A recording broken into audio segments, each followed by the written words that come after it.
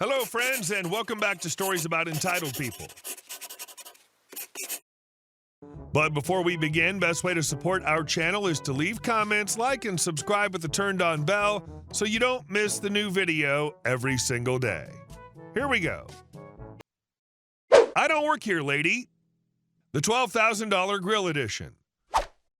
A little backstory. I worked the oil field and had told my crew if we met certain goals, I would build a kitchen trailer. My guys came through in shining fashion, and it was now up to me to hold up my end of the bargain.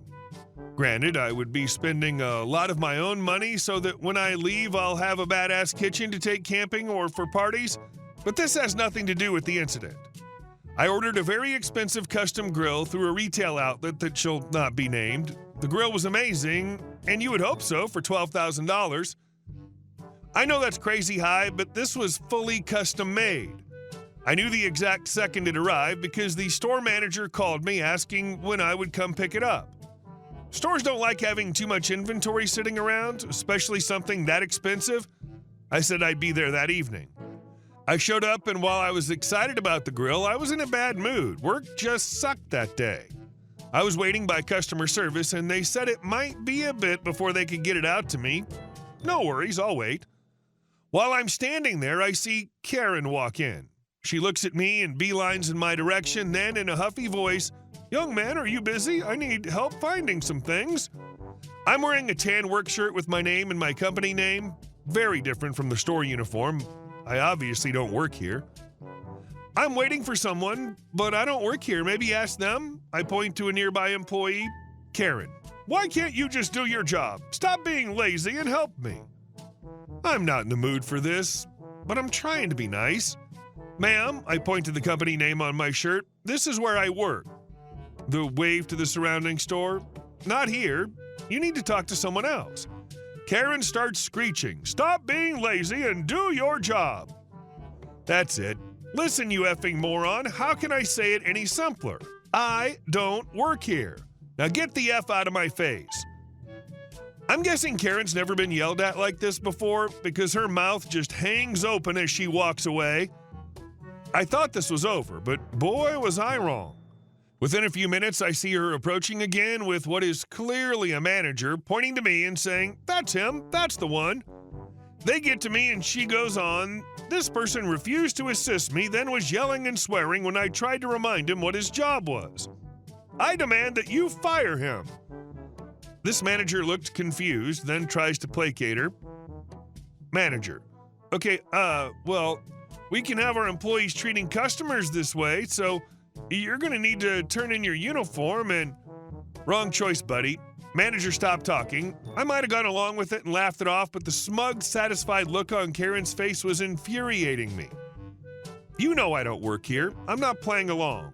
You have two choices right now. Either you can find a way to get it through her stupid head that I don't work here, or I can leave and you can find someone else to buy the grill I'm waiting for right now after you refund my deposit." Manager's face goes white. He was clearly doing some real hard thinking. "Ma'am, this man doesn't work here. If you'd like, I will personally help you with whatever you need." The fury on her face was satisfying to see. Knowing she wasn't going to get her way made my whole day better.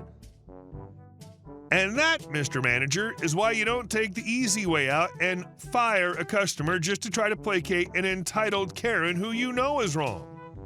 The customer you're attempting to pretend to fire may just fire back at you and cost you a whole lot of money. Security guards and police are there for a reason. Let them sort out the situation if Karen refuses to see reason. And our last story. Stole my gasoline. Oops, your mistake. Hi everyone. I live on a small farm somewhere in the Midwest of the USA with my wife and my grandpa. It's about a half-hour drive to the nearest town. We don't get much civilization out here, but lately I've been noticing a guy on an ATV zipping around the nearby hills, sometimes alone, sometimes with friends. I've seen him a couple of times from a distance, and every time he notices me watching, he quickly ducks out of sight behind some trees. A bit of backstory, my grandpa's a big fan of anything 100% organic. He's got a bunch of old-timer friends who are into the same stuff, some of the strangest people I've ever met, like Dr. Glenn, Chicken Paradise. A former vet with a real chicken campus on his property, complete with swings and slides for his hens, he's convinced that happy chickens lay magical eggs, and in the evenings he serenades them on the accordion. Mary, the compost queen, she wears a wreath of dried leaves to tune in with the humus. She's always collecting organic waste around the county and swears that compost is the elixir of life. Wild John.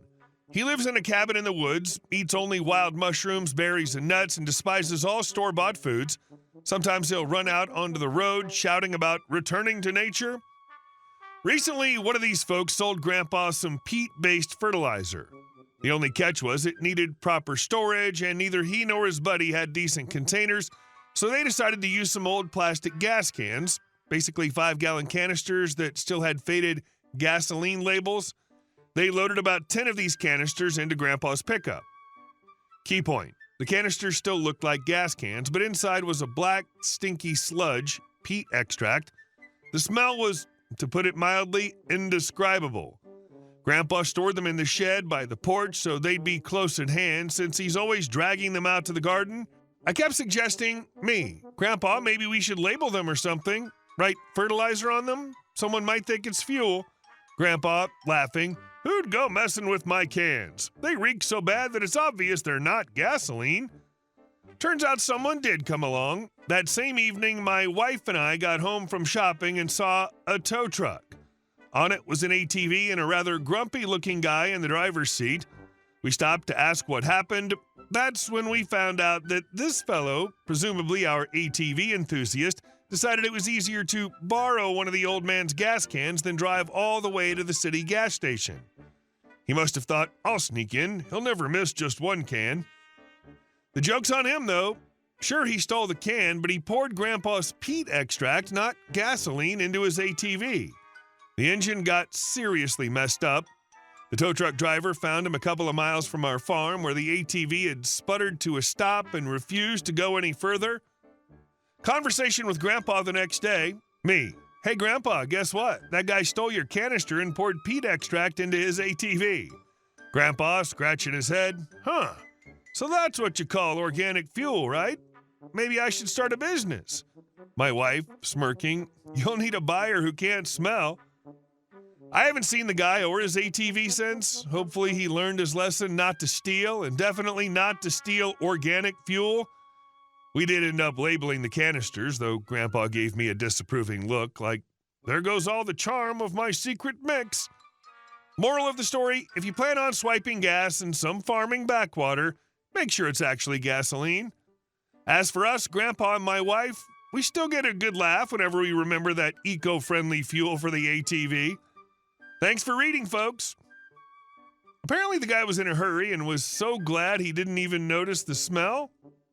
I can just imagine him happily pouring it in, revving up, and then slowly realizing that his ATV now smells like a compost heap and is actively dying. Hey guys, thank you all for watching the video. I'll see you in the next one.